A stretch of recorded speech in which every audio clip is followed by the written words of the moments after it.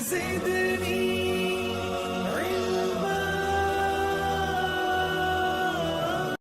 वालेकुम व्यूअर्स, कैसे हैं आप?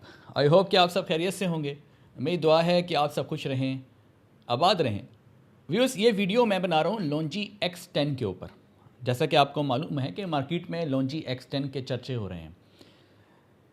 आज से कुछ दिन पहले भी मैंने लॉन्जी X10 के ऊपर एक वीडियो बनाई थी। वो इंट्रोडक्टरी वीडियो थी जिसके अंदर मैंने लॉन्जी X10 को डिफ़ाइन किया था कि उसकी कितनी आगे सीरीज़ हैं, इसकी कुछ प्रॉपर्टीज़ भी मैंने बताई थी, कुछ खसूसियात बयान की थी मैंने लास्ट वीडियो में। लेकिन ये वीडियो जो है वो ख़ास तौर पे लॉन्जी X10 एक्सप्लोरर सीरीज़ के ऊपर है, जो कि पाकिस्तान में मौजूद है, और उसका 650 वाट का जो पैनल है वो नहायत ही फेमस है मार्केट में। आज की वीडियो में मैं बताऊंगा कि 650 वाट का सोलर पैनल जो लॉन्जी X10 का, जो कि जदीद टेक्नोलॉजी का है, ये आपके लिए क्या कर सकता है, इस पैनल की क्या क्या खसूसियात हैं। मैं मज़ीद टेक्निकल डिटेल्स जो हैं वो मैं इस वीडियो के अंदर बयान करूँगा। इसके अलावा हम ये देखेंगे कि इस लॉन्जी X10 की वारंटी कितनी है, इसका वेट कितना है, और कुछ ऐसे पैरामीटर्स हैं जो कि एक सोलर पैनल को जज करने के लिए बहुत ज़रूरी होते हैं। क्या उस मेयार पे ये पैनल उतरता है या नहीं उतरता, ये सारा एनालिसिस जो है वो भी मैं आपके सामने रखूँगा। अगर आप चैनल पे नए हैं तो चैनल को ज़रूर सब्सक्राइब करें, वीडियो को दूसरों के साथ ज़्यादा से ज़्यादा शेयर किया करें ताकि एक आम आदमी तक ये सारी नॉलेज पहुँच सके। तो चलिए शुरू करते हैं। हम बात कर रहे हैं जी सोलर पैनल जो कि लॉन्जी का X10 है और इसकी सीरीज़ है एक्सप्लोरर। मैंने लास्ट वीडियो में जो कि X10 पे बनाई थी, उस पर मैंने सीरीज़ बताई थी कौन कौन सी हैं, लेकिन इस वीडियो के अंदर पर्टिकुलरली मैं एक्सप्लोरर सीरीज़ के ऊपर फोकस कर रहा हूँ क्योंकि हमारी मार्केट के अंदर ये पैनल मौजूद है। 630 वाट से लेकर 650 वाट तक ये पैनल मार्केट में मौजूद है। अब चूँकि इसमें सबसे ज़्यादा जो वाट का पैनल है वो है 650 वाट का सोलर पैनल, तो मैं 650 वाट के सोलर पैनल के ऊपर ज़्यादा फोकस करूँगा। इसका वेट 28.5 यानी 28.5 किलोग्राम है।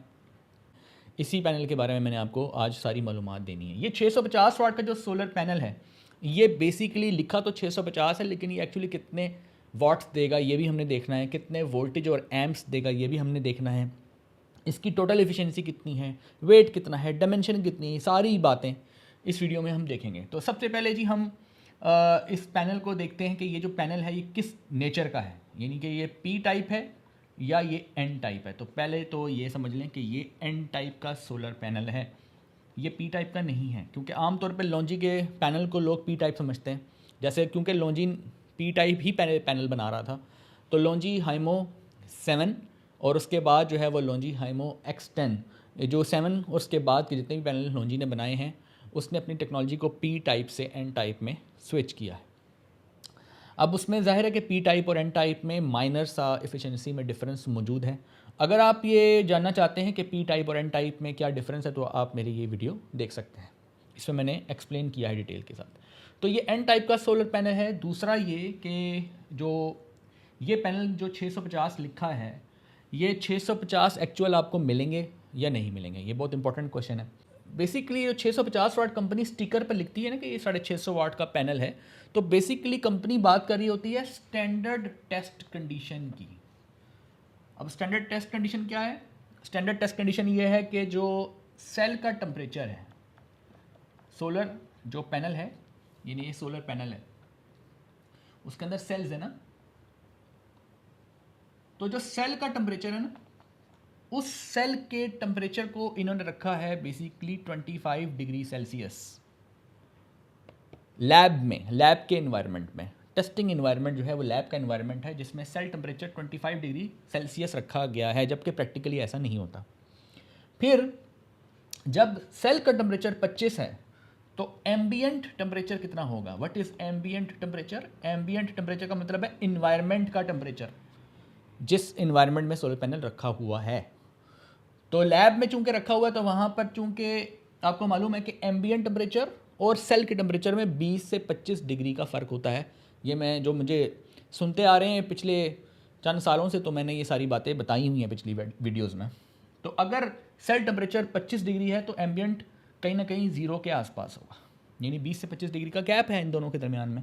यानी कि अगर बाहर का टेम्परेचर, इन्वायरमेंट का टेम्परेचर 0 है तो सेल का टेम्परेचर उससे तकरीबन 20 से 25 डिग्री आगे होगा। तो सेल टेम्परेचर चूंकि इन्होंने 25 लिया है तो एम्बियंट पे 0 के आसपास कहीं होना चाहिए। एक चीज़ और लिख रहा हूँ और वो है इर्रेडियंस, सोलर इर्रेडियंस। सोलर इर्रेडियंस जो है वो है जी 1000 वाट्स पर मीटर स्क्वायर। अब ये क्या चीज़ है ये भी मैं शॉर्ट में बता देता हूँ। सोलर इर्रेडियंस का ये मतलब होता है कि कितनी solar energy per unit area receive हो रही है, यानी कि सन जो है उसकी लाइट ज़मीन की तरफ आ रही है और हमने सोलर पैनल वहाँ पे रखा हुआ है, तो सोलर पैनल कुछ ना कुछ एरिया ले रहा है, तो कितनी सोलर एनर्जी कैच कर हो रही है आके उसके ऊपर गिर रही है पर यूनिट एरिया, एक यूनिट एरिया के ऊपर कितनी सोलर एनर्जी आ रही है, रिसीव हो रही है। बेसिकली इसको हम कहते हैं सोलर इर्रेडियंस, जिसको हम लिखते हैं वाट्स पर मीटर स्क्वायर में। अब वो लैब के एनवायरनमेंट में हमने लिखा जी 1000 आ रही है, जबकि प्रैक्टिकली 1000 नहीं आती। ठीक है जी। अब सोलर इर्रेडियंस जो है वो हर महीने में हर ज्योग्राफिक लोकेशन पे डिफरेंट होती है। अच्छा, इसके ऊपर मज़ीद आगे हम बात करेंगे, लेकिन अभी इर्रेडियंस को इतना समझ लें कि लैब के एनवायरनमेंट में उसने 1000 दिया हुआ है और सेल का टेम्परेचर 25 लिया, जो कि प्रैक्टिकली नहीं होता, और एयर का जो टेम्परेचर है उसने 0 डिग्री कहीं ना कहीं 0 के आसपास है। तो ये स्टैंडर्ड टेस्ट कंडीशंस के ऊपर ये स्टिकर पे इन्होंने लिखा है 650 वाट। तो अब आप मुझे बताएं कि क्या 650 वाट हमें मिलेगा, क्योंकि प्रैक्टिकल तो कंडीशंस ये नहीं है, प्रैक्टिकल इन्वायरमेंट तो हमारा ये वाला नहीं है, तो हमें 650 वाट नहीं मिलेगा। तो जो हमें प्रैक्टिकल के करीब करीब जो वैल्यू डाटा शीट पे सोलर कंपनी लिखती है उसको सोलर कंपनी कहती है NOCT कंडीशंस, नॉर्मल या नॉमिनल ऑपरेटिंग सेल टेम्परेचर। अब इसमें क्या है कि ये जो सेल का टेम्परेचर है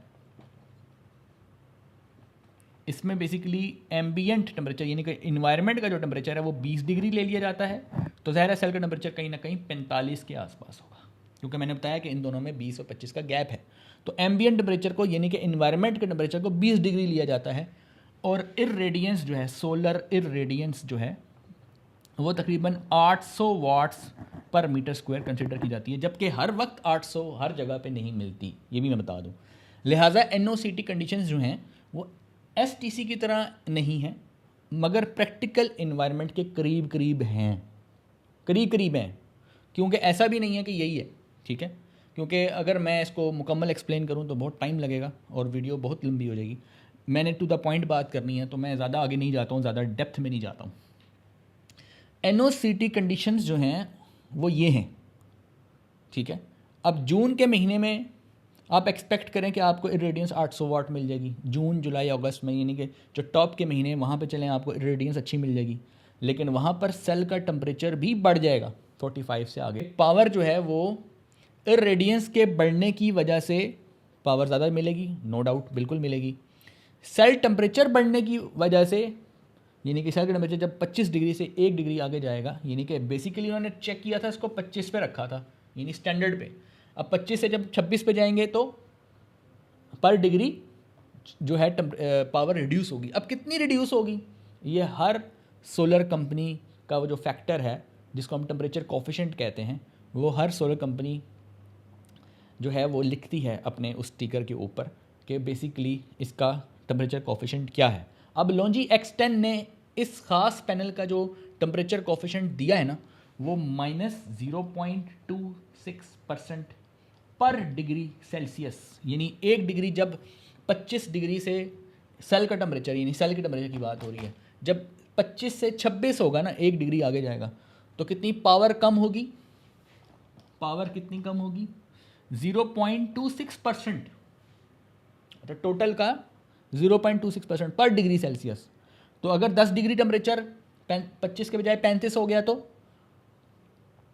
तो जो वैल्यू आएगी उसका 10 टाइम्स, राइट। तो आप अंदाज़ा लगा लें कि जूं जूं आपका जो टेम्परेचर है वो आगे जा रहा है तो आपकी पावर यहाँ से कम हो रही है, और इर्रेडियंस जब बढ़ रही है तो साथ पावर जो है वो बढ़ रही है। तो इर्रेडियंस के साथ डायरेक्टली प्रोपोर्शनल है और सेल टेम्परेचर के साथ इन्वर्सली हो जाएगा, राइट, 25 के बाद, 25 डिग्री के बाद।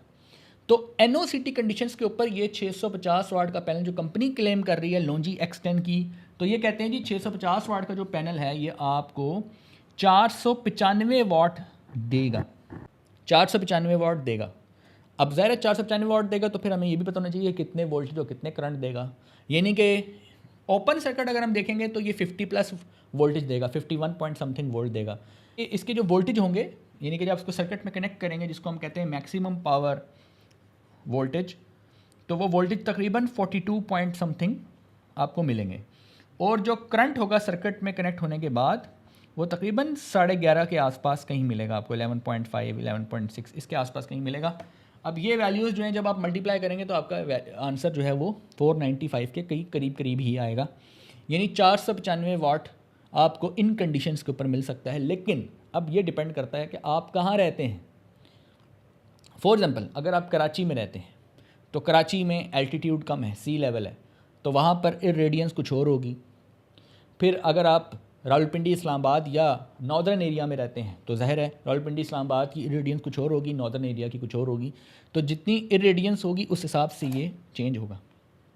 फिर हर जगह का टेम्परेचर भी एक जैसा नहीं है, कराची का कुछ और होगा, इस्लामाबाद का कुछ और होगा, नॉर्दर्न एरिया का कुछ और होगा, और कुछ ऐसे इलाके हैं जो नहायत गर्म हैं, वहाँ पे कुछ और होगा। तो पैनल को जब चेक करते हैं ये वोल्टेज में और ये एम्प्स में, पैनल को, किसी भी पैनल को अगर आपने देखना हो कि ये पैनल जो है कितना अच्छा है, कितना बेहतर परफॉर्म करेगा, तो परफॉर्मेंस के जो फैक्टर्स हैं वो, अगर मैं, वैसे तो बहुत सारे फैक्टर्स हैं लेकिन अगर हम इसको समराइज़ करूं तो 4 फैक्टर हैं। अब मैं वो बताता हूँ कौन से फैक्टर हैं। और इस पैनल की जो इफिशिएंसी है, मॉड्यूल इफिशिएंसी, मैं पूरे पैनल की बात करूँ, मैं सेल इफिशिएंसी की बात नहीं कर रहा हूँ, मैं पूरे मॉड्यूल इफिशिएंसी की बात करूँ, तो वो है 24.1%।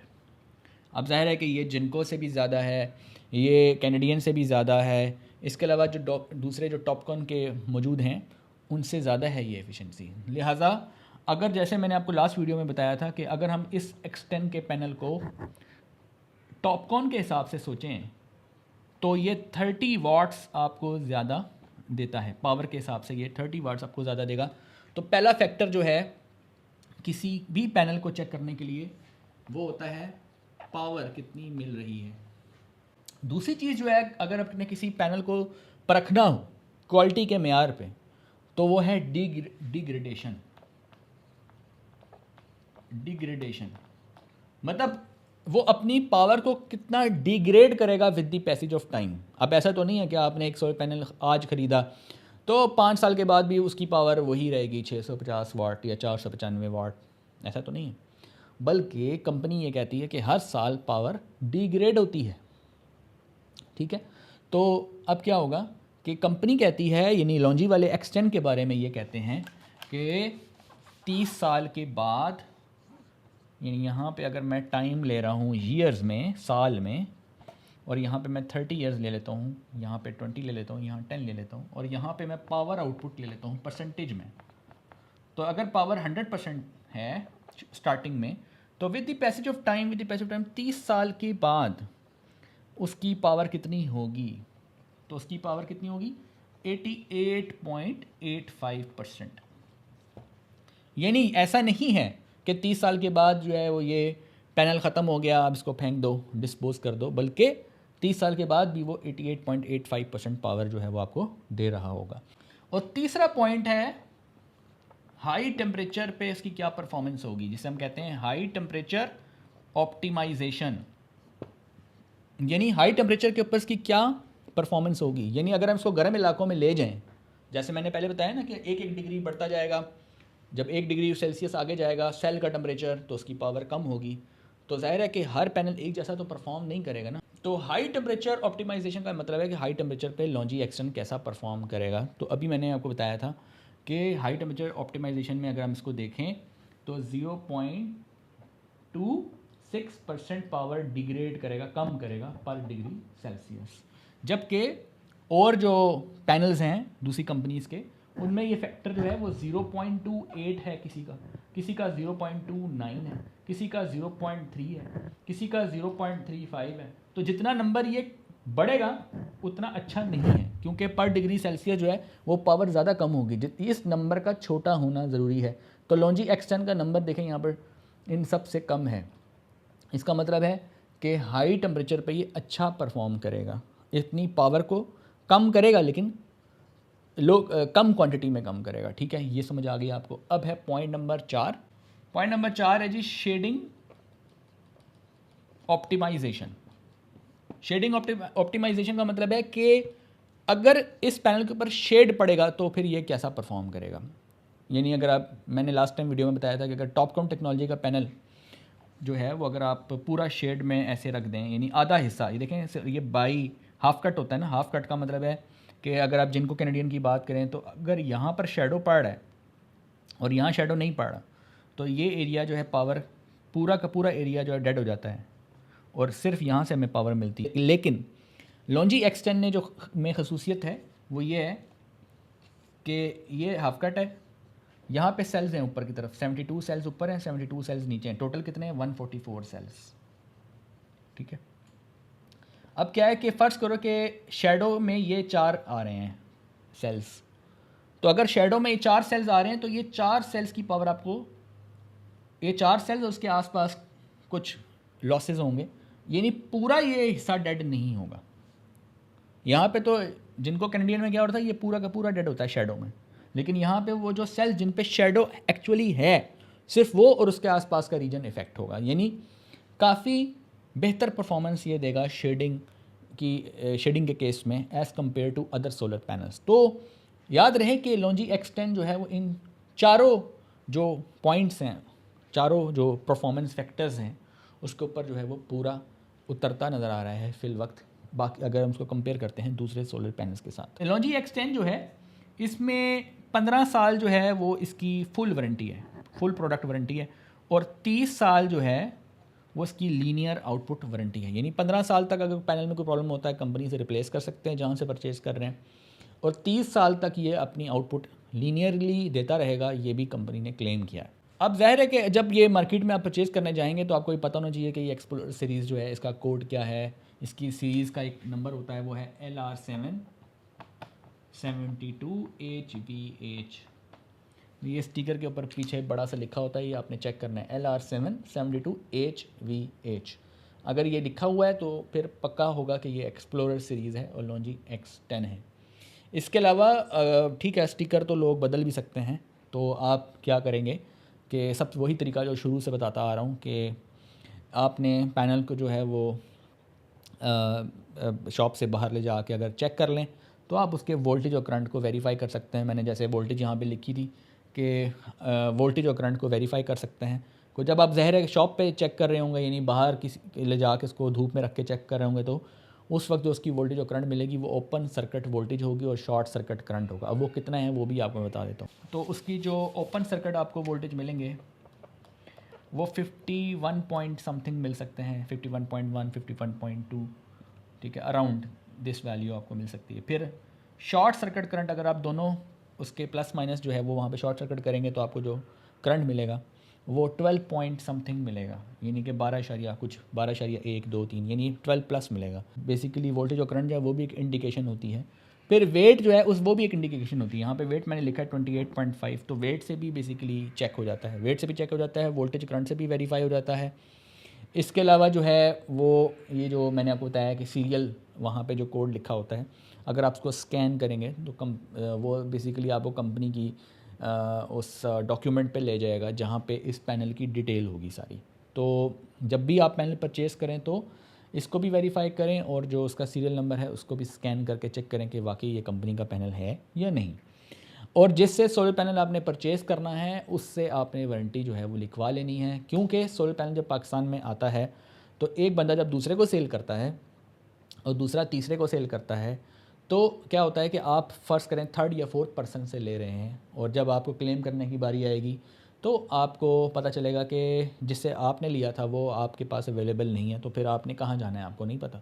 तो आपके पास जो है ये डिटेल होनी चाहिए कि ये डॉक्यूमेंट्स हैं जो उसके साथ सपोर्टेड डॉक्यूमेंट्स हैं कि बेसिकली किसने इंपोर्ट किया और ये जो आपको बेच रहा है बेसिकली इसने किससे लिया। टोटल आपको पता होना चाहिए कि इसकी चेन जो है वो क्या है, ताकि आपके पास जो है वो कल आप जब इसको क्लेम करने के लिए जाएं तो आपके लिए आसानी हो, उस जगह पे पहुंच सके जहां पे इसको क्लेम करना है। अब दूसरी बात यह है कि इसकी प्राइस क्या है। अब आजकल पाकिस्तान में अगर आप ये 650 वाट का पैनल लेते हैं तो इसकी जो प्राइस है वो तकरीबन 37 रुपीज़ पर वाट ये मिल जाएगा आपको, यानी 650 को आप मल्टीप्लाई कर दें 37 से तो आपके पास टोटल पैनल की प्राइस आ जाएगी। इस प्राइस पर जो है वो पाकिस्तान में ये पैनल जो है वो मार्केट में सेल हो रहा है। अब आप पूछेंगे ये पाकिस्तान में कहाँ है?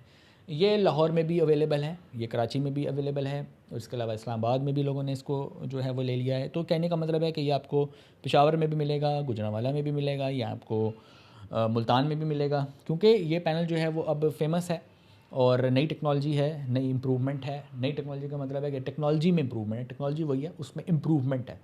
तो बेसिकली HPBC लास्ट टाइम मैं एक्सप्लेन कर चुका हूँ, बैक कॉन्टैक्ट टेक्नोलॉजी का 2.0 वर्जन है। और मेरी पिछली वीडियो अगर आप देखेंगे, इस वीडियो के अंदर मैंने मुकम्मल इसको एक्सप्लेन किया है। आई होप ये वीडियो आपको पसंद आई होगी। अगर आप चैनल पे नए हैं तो चैनल को ज़रूर सब्सक्राइब करें, वीडियो को दूसरों के साथ ज़्यादा से ज़्यादा शेयर किया करें, ताकि एक आम आदमी तक ये सारी नॉलेज पहुँच सके। मिलते हैं नेक्स्ट वीडियो में, तब तक के लिए अल्लाह हाफ़िज़।